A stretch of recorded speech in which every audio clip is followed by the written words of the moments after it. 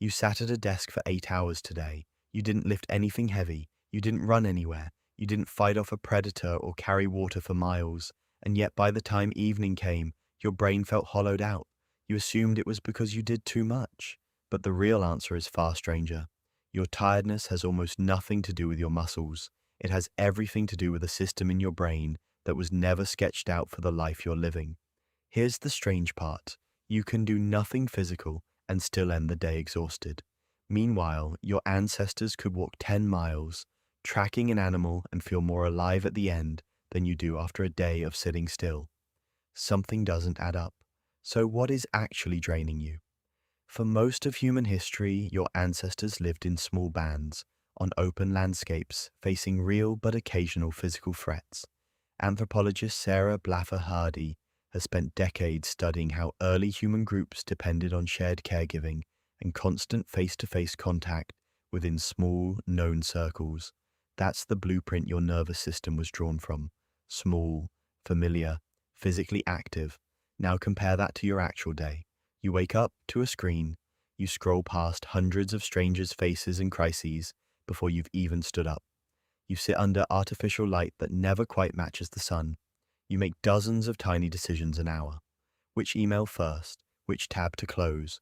None of these burn calories the way a hunt would, but your brain doesn't process them as free. This is decision fatigue. Psychologist Roy Baumeister's research on willpower found that the brain treats decision-making as a depletable resource, much like a muscle that tires with repeated use. Every choice pulls from the same limited pool. Your ancestors made decisions too, but far fewer and far more spaced out. You now make hundreds before lunch. So the tiredness you feel isn't laziness. It's depletion of a resource your brain was never built to spend at this rate. But there's a second, less visible layer underneath the page. Your nervous system constantly scans for threat, automatically. Neuroscientist Stephen Porges developed polyvagal theory, which describes how your autonomic nervous system continuously evaluates your environment for safety or danger, shifting your body's state without your permission. For most of history, that system watched for snakes in the grass or unfamiliar humans on the horizon, real, occasional threats. Today, that same system is pointed at your inbox, at the news, at a comment under your last post. It doesn't know the difference between a tiger and a tense text message, so it keeps a low simmer of alertness running all day. And that simmer costs energy, constantly. What if your fatigue isn't about how much you did, but how long you spent being almost alert? You didn't relax today. Not really. You were never in danger, but never fully at ease either. That state has a name, allostatic load, a term used by neuroscientist Bruce McEwen to describe the cumulative wear of chronic, low-level stress on the body.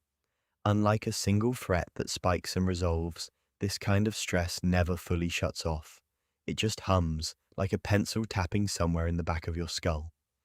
Here's the twist. Your ancestors' exhaustion had an eraser built in.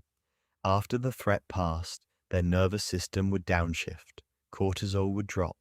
The body would register, you are safe now, rest. Modern life rarely gives you that clear ending. The emails don't stop just because you stopped looking. There is no clean signal that says the threat has fully passed, so you carry unresolved alertness from one day into the next. It compounds line over line. That's why a weekend off doesn't always undo a tiring week. Think about how often you say you're tired but can't explain why. You sat, you scrolled, you replied, you waited, but your brain ran dozens of tiny threat assessments and kept a low hum of alertness running the entire time. None of that shows on a fitness tracker, but it is effort. Just effort your ancestors' world never demanded in this form, at this volume, for this many hours a day. So the next time you're tired after a day that looked like nothing happened, remember what was happening underneath. Your nervous system was working the whole time, scanning, deciding, half alert, never fully at rest.